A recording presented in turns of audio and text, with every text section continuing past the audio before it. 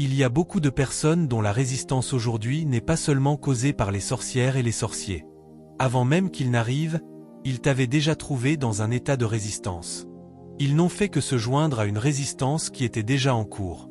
Ainsi, même s'ils sont chassés, tu découvriras que la situation demeure, parce qu'il existe une loi spirituelle fondamentale qui combat contre toi. Je me tiens aux côtés du Dieu du ciel, celui qui vient au secours des hommes. Et je vous donne une garantie. Si vous me prêtez votre attention pendant les 5 prochaines minutes et que vous vous attachiez à ces clés, certains d'entre vous, après cette grâce, sortiront de cette église en courant et en criant comme des fous. On leur demandera, « Que s'est-il passé? As-tu trouvé un emploi ?» Et vous répondrez, « Je ne me réjouirai pas simplement pour un emploi. Une telle joie n'est pas pour un emploi. Cette joie vient du fait que j'ai trouvé quelque chose. J'ai trouvé ta parole, et je l'ai dévorée. » Il a dit, c'était une source de joie, à condition de la trouver. Si vous l'avez trouvée, alors c'est cela qui a délivré des hommes, qui a arraché des hommes à la méchanceté, qui les a délivrés des limitations de leur origine, des limitations de leur culture. Puis-je vous dire ceci? Le bon pays repose sur ces 3 réalités. Une faveur extraordinaire, une bonté extraordinaire et une acceptation extraordinaire. Cela dépasse le simple cadre d'un sermon d'un homme de Dieu. Même votre intelligence peut comprendre ce que je suis en train de dire. Ce n'est pas seulement une réalité spirituelle. Vous pouvez savoir intellectuellement et spirituellement qu'il n'y a aucune faveur dans votre vie. Et vous pouvez aussi savoir intellectuellement et spirituellement que la faveur est arrivée. Vous pouvez reconnaître l'arrivée de la faveur. Vous pouvez reconnaître son activation. Laissez-moi vous dire ceci, lorsque la faveur arrive, elle se met immédiatement à l'œuvre. La faveur est l'une de ces qualités spirituelles qui ne perdent pas de temps. Dès qu'elle arrive, elle commence à agir, y compris cette nuit. M'avez-vous entendu? J'ai dit, y compris cette nuit. Oui, y compris cette nuit. La faveur est une ouvrière diligente. Elle produit des résultats dès l'instant où elle arrive. Je veux que vous soyez attentifs pendant que je vous révèle ces 6 clés. Elles sont venues par l'étude, par l'apprentissage auprès de personnes qui sont porteuses de faveur avec des preuves. Car il y a des personnes que la Bible nous demande de suivre. Elle dit de suivre ceux qui, par la foi et la persévérance, héritent des promesses. Pas des raconteurs d'histoires, pas des gens qui font des suppositions, mais des personnes qui possèdent des preuves. La première clé, maintenant que nous sommes d'accord sur le fait que la faveur peut être activée, est la suivante. La première clé qui active la faveur dans la vie de tout homme, quelle que soit sa situation, c'est l'honneur. Clé numéro 1, l'honneur. Veuillez l'écrire. Il y a des personnes qui n'expérimenteront jamais la faveur de toute leur vie. Croyez-moi, parce qu'elles n'ont jamais appris la puissance de l'honneur. Qu'est-ce que l'honneur? L'honneur, c'est discerner, célébrer, et lorsque cela est approprié, récompenser les hommes pour ce qui les rend uniques. Si vous ne maîtrisez pas l'honneur, vous pouvez être un enfant de Dieu et pourtant passer à côté de votre potentiel en ce qui concerne cette dimension d'avantage. L'honneur, c'est discerner. L'honneur, c'est célébrer. L'honneur, c'est récompenser les hommes pour leur caractère unique. Romains 13 verset 7. L'équipe média, aidez-nous très rapidement. Romains 13 verset 7 dit, « Rendez donc à tous ce qui leur est dû, le tribut à qui vous devez le tribut, l'impôt à qui vous devez l'impôt, la crainte à qui vous devez la crainte, l'honneur à qui vous devez l'honneur. » Est-ce bien dans votre Bible? Il y a des personnes qui méritent l'honneur.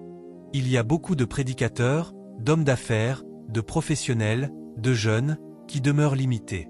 Écoutez, l'onction du Saint-Esprit n'était destinée qu'à combattre ce qui est causé par les démons. Ainsi, avant d'introduire l'onction de l'Esprit pour combattre une situation, assurez-vous d'abord que le problème est réellement causé par des démons. Parce que si c'est Dieu lui-même qui vous combat, l'onction ne résoudra pas le problème. Vous ne savez donc pas que Dieu combat les hommes? N'est-il pas écrit dans votre Bible que Dieu lui-même résiste aux orgueilleux? Laissez-moi vous dire ceci, les lois spirituelles sont des guerriers redoutables. Elles ne meurent pas. Elles n'ont peur de rien. Lorsqu'une loi spirituelle vous combat, seul Dieu, en partenariat avec votre obéissance et sa miséricorde, peut vous en délivrer.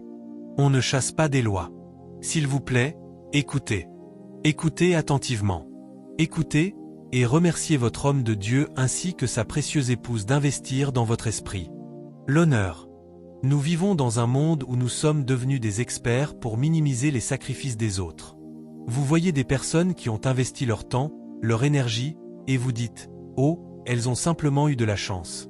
Elles ont simplement été favorisées. » Laissez-moi vous dire ceci, le déshonneur est un son dans le monde spirituel. Il existe des forces, des agents spirituels chargés de détecter ce son, qu'il soit produit en secret ou publiquement. Vous cherchez à devenir milliardaire, vous voyez un milliardaire qui a commencé son histoire en dormant à même le sol, sans connaître les différentes forces qu'il a mobilisées pour parvenir à ce niveau. Et vous dites simplement, tous ces corrompus, tous ces insensés. Ce son est enregistré dans le monde spirituel. Et le jour où vous voudrez ouvrir le domaine des richesses, ce livre de souvenirs sera ouvert. On dira, cet homme, à cause de son déshonneur, n'est pas autorisé à avoir accès.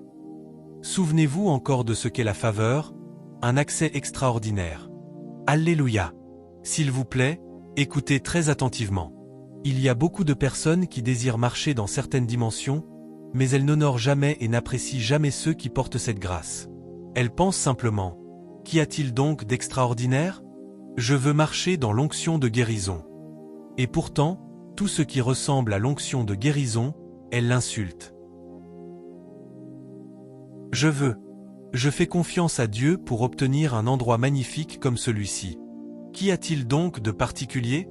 Le bon pays. Peut-être qu'on le lui a simplement donné. Je suis certain que quelqu'un a seulement semé une offrande. Voyez-vous, laissez-moi vous dire la vérité. Que vous le disiez devant lui ou que vous le disiez en secret, les lois de l'esprit ne dorment pas. Je veux que vous compreniez pourquoi beaucoup de personnes ont programmé des malheurs sur leur propre vie. Elles portent des causes qu'elles se sont elles-mêmes infligées à cause du déshonneur. C'est particulièrement vrai pour notre génération de jeunes, qui n'a aucun respect pour les personnes qui ont réussi. N'importe qui se permet de dire « Oh non, celui-ci, oui ». En réalité, rien ne fonctionne vraiment. Les choses sont simplement comme ça. S'il vous plaît, pratiquez l'honneur envers votre mère et votre père. La Bible dit « Honore ton père et ta mère, afin que tu sois heureux et que tu vives longtemps. » Vous serez surpris. Vous regardez peut-être votre mère en vous disant qu'elle n'est pas allée à l'école, qu'elle n'est pas de votre catégorie. Vous avez voyagé à l'étranger. Puis, un jour, vous reviendrez, vous préparerez quelque chose et vous lui direz « Maman, je veux simplement t'honorer. » Et elle pourra rire avec simplicité et vous dire « Là où j'ai échoué, puisses-tu ne jamais échouer. » Aussi simple que cela puisse paraître, c'est une bénédiction libérée par l'honneur, enregistrée dans le monde spirituel, et elle vous accompagnera. Là où votre mère a échoué, si c'est le retard qui l'a maintenu à terre, lorsque le retard se présentera devant vous, sa parole prophétique se dressera comme une porte. Cette personne ne doit pas traverser cette épreuve. Vous avez accès à la vitesse à cause de l'honneur. Je vous montre comment les lois spirituelles fonctionnent. Il a dit à Job, « Connais-tu les lois du ciel, et peux-tu en établir la domination sur la terre ?» Ils ne savent pas. Il dit, ils ne comprennent pas. Ils marchent dans les ténèbres, et tous les fondements de la terre sont ébranlés. L'honneur. Numéro 2. La deuxième clé qui active le flot de la faveur. Êtes-vous prêt pour cela? L'intégrité. Veuillez l'écrire, l'intégrité. Proverbe 27. L'intégrité. Le mot « intégrité » vient du mot « entier ». Il signifie le fait de demeurer le même, de ne pas se courber, de ne pas se déformer. L'intégrité.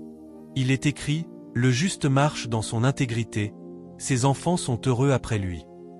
Ici, ces enfants ne désignent pas seulement ses enfants biologiques. Votre enfant, c'est tout ce qui sort de vous, vos idées, vos inventions.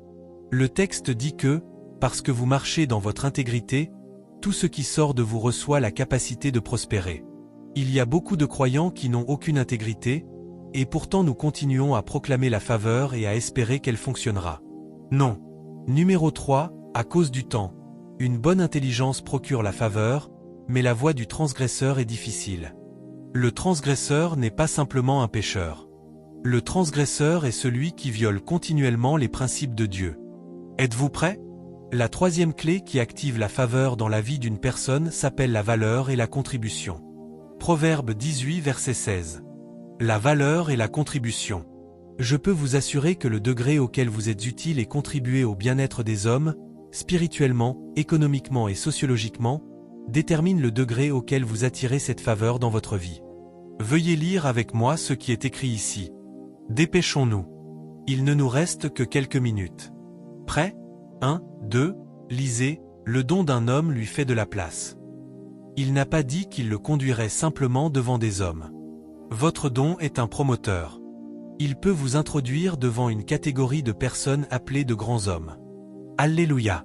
Le don spirituel d'un homme, le don intellectuel d'un homme, le don économique d'un homme, le don d'un homme dans tous les domaines. Quel est votre don?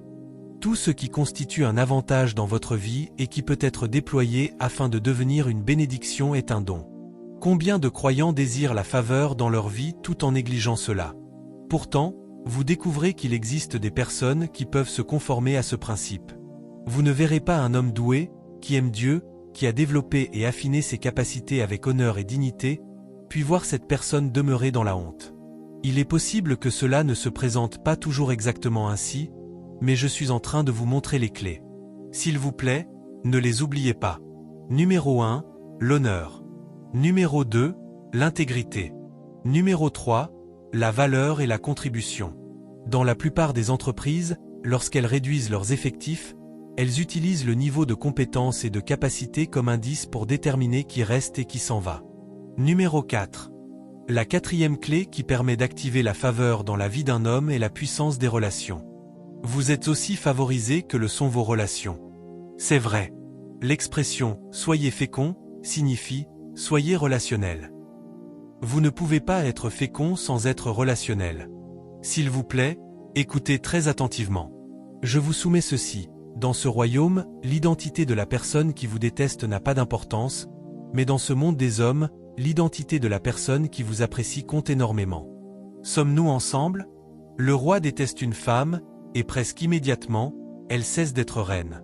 Parce qu'un seul homme, non pas Dieu, mais un roi, a détesté Vasti, son histoire a pris fin. Puis le roi décide d'aimer une jeune fille de village appelée Hadassa, venue de Suse, et elle devient reine, puis demeure reine. Le roi décide d'aimer un homme méchant appelé Haman, et celui-ci demeure dans ses appartements, près de lui. Même s'il était méchant, il bénéficiait de l'amour du roi. Le roi décide de ne pas vraiment aimer un homme appelé Mardochée. Bien qu'il soit juste et bon, il demeure à la porte.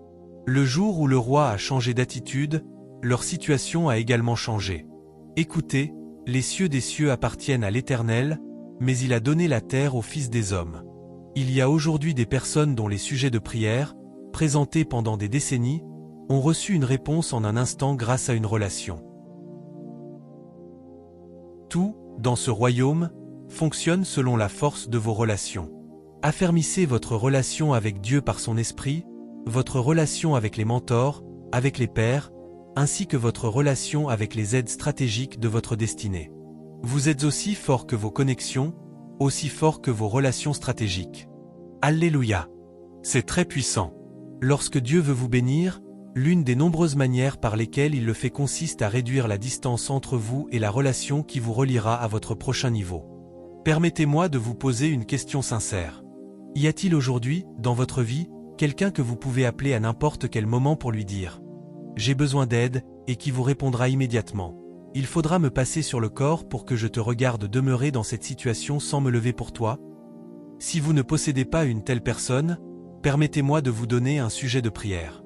Profitez du mois de juillet pour prier et dire « Seigneur, parmi les 7,6 milliards de personnes qui vivent sur la terre, je ne peux pas être mauvais au point que personne ne me considère comme une telle bénédiction que je vaille la peine qu'il se réveille au milieu de la nuit pour moi.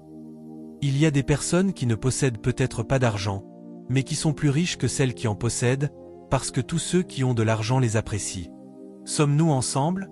Les relations constituent la monnaie spirituelle la plus difficile à utiliser pour acquérir des choses, parce que vous êtes aussi puissant que vos relations. Même lorsque vous échouez, c'est à cause d'une relation. Si vous allez en enfer, c'est à cause d'une relation. Si vous allez au ciel, c'est également à cause d'une relation.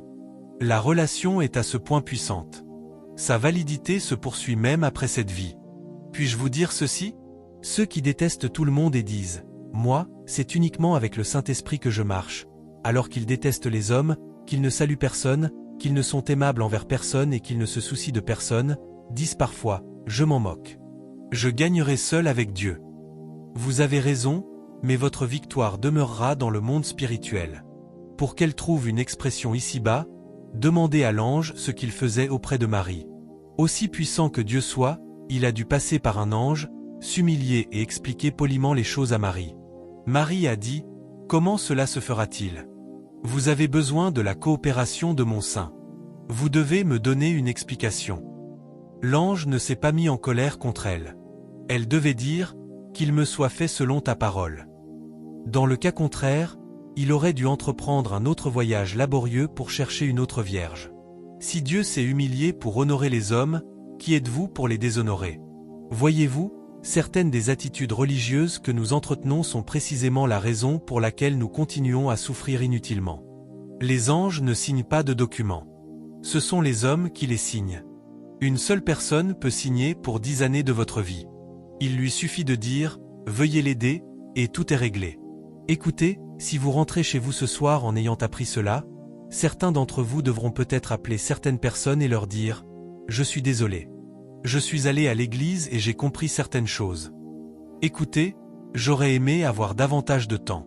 Je vous aurais montré, à partir de Genèse 12, pasteur, que Dieu a appelé Abraham et lui a tout promis, à partir de Genèse 12 versets 1 et 2. Il lui a demandé de quitter son pays et de partir. Il a appelé un adorateur d'idoles qui vivait à Ur en Chaldée. Est-ce vrai? Dieu lui a dit de se rendre dans un pays, et la Bible déclare que Lot partit avec lui. Dieu n'avait pas appelé Lot. Dieu n'avait pas dit à Abraham, « Trouve quelqu'un pour t'assister. » Lot a dit, « J'ai entendu dire que quelque chose allait venir sur ta tête, et je serais assez insensé pour ne pas te suivre. » Lorsque nous arrivons à Genèse 13, nous ne savons même plus qui avait reçu la bénédiction et qui l'avait obtenue par l'intermédiaire de l'autre, parce que celui qui avait été béni et celui qui l'avait suivi grâce à leur relation possédaient tous les deux les mêmes choses. Ils arrivèrent à un point où leurs serviteurs commencèrent à se quereller. Mais la folie de Lot fut d'oublier que tout ce qu'il possédait était venu par une relation. La Bible dit qu'Abraham vint vers lui et lui dit « Nous sommes frères. Ne nous disputons pas. Choisis pour toi-même, car en ce qui me concerne, le lieu n'a aucune importance. C'est moi qui porte la bénédiction, mais toi, choisis l'endroit que tu veux. » Lot ne discerna pas ce qu'Abraham était en train de lui dire. « S'il vous plaît, écoutez. Nous sommes en train de terminer. » La Bible dit que Lot regarda et vit un endroit verdoyant près de Sodome. La première décision que Lot prit sans le soutien de sa relation le conduisit directement dans les problèmes. Lorsqu'Abraham vint le secourir, ce fut encore cette même relation qui intervint. Abraham le retrouva au cœur de Sodome. Lot était toujours en contact avec le Dieu du ciel, et pourtant il était devenu une victime de l'absence de relation. Même le Dieu qu'il servait dut faire intervenir une relation pour le sauver. Puis-je vous dire ceci? Il y a des personnes avec lesquelles vous ne devez jamais vous permettre d'entrer en conflit. Ravalez votre orgueil et dites « Je suis désolé ». Elles sont trop importantes pour que vous permettiez à votre ego de les chasser de votre vie. Vous souffrirez d'une manière telle qu'il semblera que Dieu n'existe pas. C'est cela, la folie, avec tout le respect que je vous dois. Il y a beaucoup de personnes aujourd'hui qui sont destinées à la grandeur, mais qui manquent de cette sagesse. Elles disent « Qu'y a-t-il donc de particulier avec ma relation avec cette personne ?» Permettez-moi de vous expliquer l'une des méthodes classiques par lesquelles le diable détruit les gens et les pousse à avorter leur destinée. Écoutez. S'il vous plaît, écoutez. Voici la première leçon de la délivrance. Lorsque Satan veut vous attaquer, la première chose qu'il fait consiste à examiner votre environnement spirituel afin de déterminer qui est assez fort et vous aime suffisamment pour vous tirer d'affaire. Il créera ensuite un problème entre vous et cette personne, puis il vous séparera d'elle. Au moment où cela se produit, vous ne comprendrez pas que le véritable objectif n'est pas ce conflit. L'objectif véritable est une attaque future contre votre vie ou contre votre entreprise. Lorsqu'il se sert de votre déshonneur pour vous séparer de toutes les personnes qui vous entourent, il vous attaque ensuite, parce que votre orgueil peut vous empêcher de courir vers elle et de revenir. Alors, vous restez là. Prenez un charbon ardent dans le feu et posez-le simplement à l'écart. Ne versez pas d'eau dessus. Ne faites rien. Que lui arrive-t-il? Il commence à s'éteindre. Le feu demeure à cause de l'unité. Il y a des personnes qui, dès qu'elles ont obtenu un emploi, ont entendu le Saint-Esprit leur dire « Assure-toi de continuer à écouter ton pasteur. Mais elles ont répondu, « Pourquoi devrais-je encore écouter ?» Et vous riez simplement. Le diable prépare une attaque contre vous, et il vous pousse à minimiser et à banaliser la relation à laquelle Dieu vous a relié. Écoutez, lorsqu'Agar quitta la maison, elle partit dans la colère, parce que vous vous souvenez de ce qui se passait.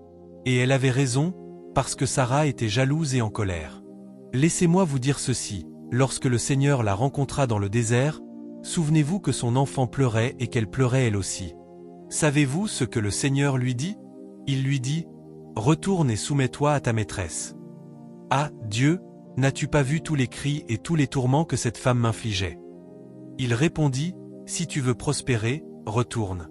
Soumets-toi à ta maîtresse. » Pour quelqu'un, c'est votre message ce soir, retournez. Retournez.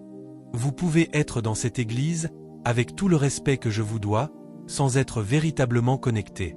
Dieu vous parle, retournez. Retourner signifie vous asseoir ce soir et vous demander, « Qui est cet homme que Dieu a introduit dans ma vie?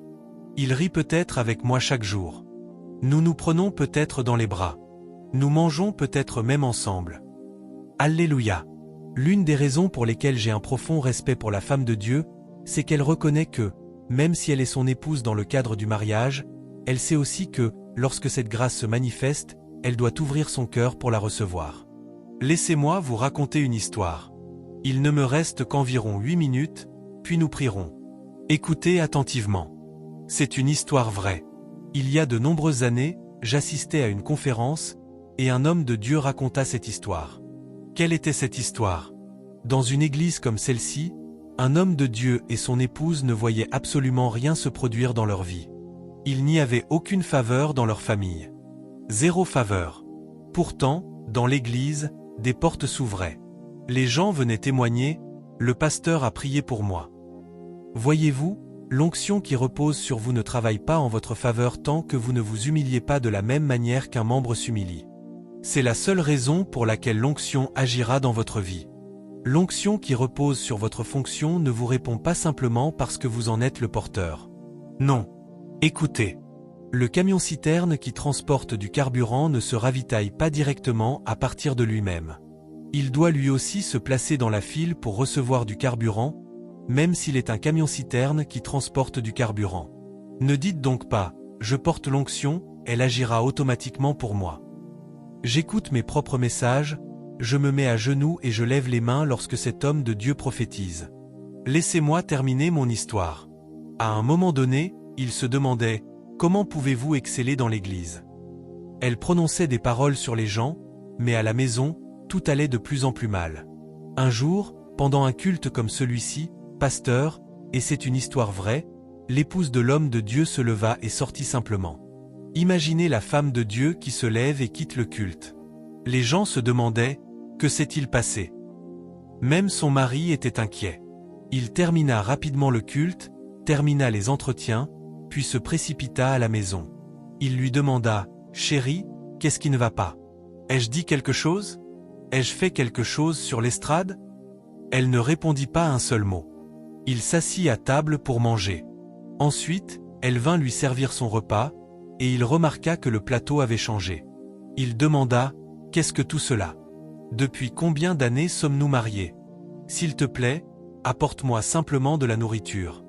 Je veux dire. » Puis elle apporta un autre type de verre, changea tous les éléments du service, jusqu'à ce qu'elle dépose le dernier objet. Ensuite, elle se mit à genoux. Elle dit, « Serviteur de Dieu, mon foyer est en difficulté. » L'homme raconta que, soudainement, la même onction qu'il ressentait sur l'estrade se manifesta à cet endroit, et il lui imposa les mains. C'était son épouse. Mais elle avait compris, « Je n'ai pas bénéficié de la grâce qui repose sur cet homme de Dieu, parce que tout ce qu'il a été pour moi jusqu'à présent, c'est mon mari. » Écoutez, tous les hommes sont multidimensionnels. La dimension avec laquelle vous entrez en relation est celle qui vous bénit. Si vous ne voyez en lui que votre frère, l'homme de Dieu peut être prophète, mais tout ce que vous recevrez d'un frère, ce sont des nouvelles sur la manière dont la famille se porte. Voilà la récompense d'un frère. Quelqu'un n'est-il en train d'apprendre? Combien de personnes produisent un impact maximal à travers le monde, alors que certaines des personnes les plus proches d'elles ne les connaissent que comme des amis, des camarades de classe, des personnes de la même tribu ou des collègues? Les relations sont puissantes, mais prenez garde à la dimension avec laquelle vous entrez en relation. Entrez en relation avec toutes les dimensions possibles que Dieu a investies dans cet homme et qui peuvent contribuer à votre gloire. Sommes-nous ensemble? Béni soit le nom du Seigneur. Numéro 5. Quelle est la 5e clé qui permet d'activer la faveur? Les prières qui provoquent la faveur. J'étais assis dans la rotonde et j'écoutais le pasteur Géry pendant qu'il priait et prophétisait. Il parlait du plus profond de son cœur. Je me suis dit, oh, quelle puissance! Vous pouvez utiliser la prière pour provoquer la faveur. Psaume 23. Lisez à partir du verset 4 jusqu'au verset 6, mais, par souci de temps, concentrons-nous sur le verset 6. Psaume 23 verset 6. Oui, que tout le monde dise, oui. Je ne doute pas de celui-ci. Oui, le bonheur et la miséricorde m'accompagneront avec certitude tous les jours de ma vie. Pas seulement pendant 30 années de ma vie, puis cela s'arrêtera. Tous les jours. Il est écrit, et j'habiterai dans la maison de l'Éternel pour toujours. Vous pouvez transformer ce passage en une prière qui provoque la faveur. Oui, le bonheur et la miséricorde m'accompagneront. Écoutez, vous pouvez prier jusqu'à faire venir la faveur. Pasteur, j'ai prié pendant un mois. C'était au mois de février. Du 1er février jusqu'au 28 février de cette année-là, j'ai prié chaque jour au sujet de la faveur. Lorsqu'elle est arrivée, j'ai su qu'elle était arrivée. Vous pouvez prier pour la faveur. Seigneur, je suis fatigué de cette situation. Quelque chose doit changer. Ce n'est pas mon origine qui déterminera ma vie. Je la rejette. Vous priez du plus profond de votre cœur. Vous prenez la main de votre épouse. Vous prenez la main de votre associé. Vous prenez la main de votre partenaire de prière, et vous priez. Vous serez surpris de voir à quel point les choses commenceront à changer. Permettez-moi de vous donner la dernière clé. La dernière clé pour recevoir et activer la faveur est l'impartation. Oui, l'impartation. L'impartation est un grand mystère. Philippiens 1 verset 7. Nous arrivons à la fin. L'impartation. Philippiens 1 verset 7. L'apôtre Paul parlait et disait: Vous participez tous à la grâce qui m'a été donnée. Vous participez tous à ma grâce. Lorsque vous étudiez Esther chapitre 2, vous découvrez que de nombreuses jeunes filles avaient été appelées. Elles allaient se présenter devant le roi. Pouvez-vous imaginer le nombre de jeunes femmes présentes, alors qu'une seule serait choisie par le roi? Toutes ces jeunes filles devaient certainement réfléchir à ce qu'elles feraient devant le roi. La Bible dit qu'Esther rencontra Hégaï, le gardien des jeunes filles du roi. Il lui donna une huile particulière. Il lui dit: Je connais le roi. Je sais ce qu'il aime. Enduis ton corps de cette huile pendant une année entière, puis présente-toi devant lui. Il existait une huile particulière qu'Esther commença à appliquer. Donnez-nous Esther 2 verset 15, s'il vous plaît. Esther 2 verset 15. La Bible dit: Esther obtint la faveur. Soyez maintenant sensibles. Il ne me reste qu'environ 4 minutes, mais quelque chose va maintenant venir sur certaines personnes. Esther obtint la faveur aux yeux de tous ceux qui la regardaient. J'ai oublié de vous dire une chose, la faveur agit par la puissance du regard. Lorsque la faveur agit en vous, la seule personne qui pourrait ne pas être en mesure de vous aider serait un aveugle. Mais tant que quelqu'un peut poser les yeux sur vous, cette faveur est à l'œuvre. C'est dans votre Bible. Elle obtint la faveur aux yeux de tous ceux qui la regardaient. Esther 2 verset 17. Même le roi ne put y résister. Le roi aima Esther plus que toutes les autres femmes. Cela signifie qu'avant son arrivée, il envisageait déjà d'autres candidates. Mais dès qu'elle arriva, tout ce qui s'était passé avant son arrivée perdit toute importance. La Bible dit qu'elle obtint grâce et faveur à ses yeux plus que toutes les autres jeunes filles. L'impartation. Puis-je vous dire ceci? Il existe réellement une grâce pour la faveur. Croyez-moi lorsque je vous le dis. Lorsque la grâce de la faveur repose sur vous, elle agit comme le VIH. Ce n'est pas le VIH qui tue directement. Le VIH ouvre une porte et la laisse ouverte à toutes les autres maladies. C'est ainsi que fonctionne la faveur. La faveur ouvre la porte. La rapidité peut alors entrer. La percée peut entrer. Quelle que soit la bénédiction, elle peut entrer. La mission de la faveur est de maintenir ouverte la porte de la bonté, la porte de l'acceptation et la porte de l'accès. Quelqu'un est-il prêt à ouvrir cette porte? Levez-vous. Et je veux que vous déclariez: Père, voici le niveau auquel je me trouve dans ma vie et dans ma destinée. En ce qui concerne l'accomplissement de ma destinée et ma participation à ton plan pour ma vie, je reçois ces clés dans mon esprit. Toi qui es venu à l'église, prie du plus profond de ton cœur. Toi qui nous suis en ligne ou qui regardes cette émission à la télévision, voici que Dieu te remet un système, un grand système d'avantages. Encore une minute. Encore une minute. Je vous assure que vous ne perdez pas votre temps. Pour certains d'entre vous, les prières que vous avez faites en 2015, en 2016 ou en 2017 sont en train de recevoir une réponse au travers d'un seul sermon. Priez. Ne vous laissez pas distraire. Que vous soyez un homme de Dieu, un homme d'affaires ou un homme politique, le Seigneur veut établir quelque chose une fois pour toutes. Oubliez votre origine. Oubliez ce qui fonctionnait ou ce qui ne fonctionnait pas. Au nom de Jésus. Au nom de Jésus.